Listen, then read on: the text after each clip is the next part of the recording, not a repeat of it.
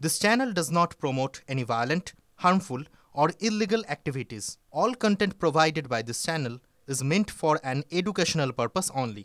Top quality और consistent performance के लिए सिर्फ सिल्वर पंप नाम याद रखना।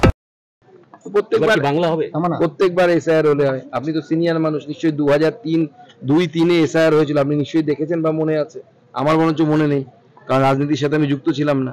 তো 2002-03-এ এসআইআর হওয়াতে এই পশ্চিমবঙ্গে যখন সিপিএম ক্ষমতায়, তৃণমূল বিরোধী 20 লক্ষের বেশি লোকের নাম বাদ গেছিল।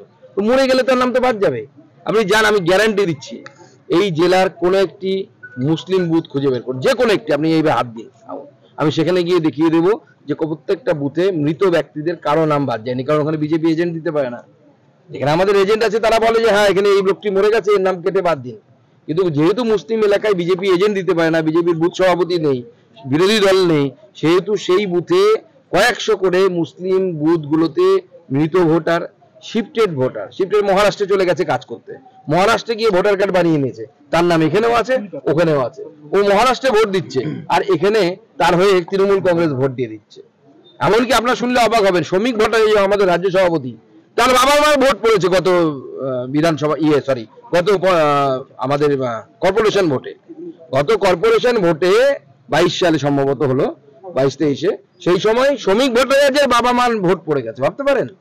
আমরা তো এটাই বলছি যে মৃত ভোটারদের নাম বাদ দিতে হয়, দিতে হবে, এবং না হলে ভোটার লিস্ট, সত্যিকারের ভোটার লিস্ট হবে না, বুথে ভূত ঢুকে বসে থাকবে।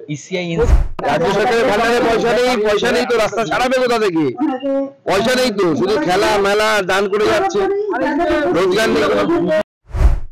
এ তো নতুন কিছু নয়, নারী পাচারের তো অন্যতম কেন্দ্র ছিল পশ্চিমবঙ্গ, অনেকটা কমেছে অনেকের পরিশ্রমের ফলে, কিন্তু আমাদের চা বাগানগুলোতে কাজ বন্ধ হয়ে যাওয়ার জন্য চা বাগানের মেয়েদেরকে রোজগারের জন্য নানা রকমের প্রলোভন দেখিয়ে পাচার করার ব্যবস্থা হচ্ছে।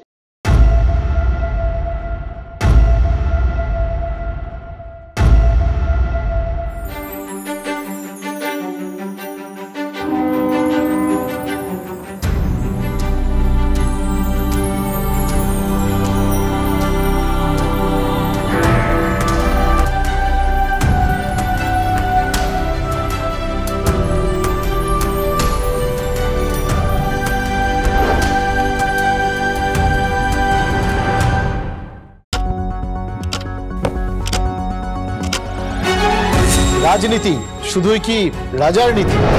রাজা উজিরের চোখে নয়, আপনার আমার চোখে সমাজের ছবি।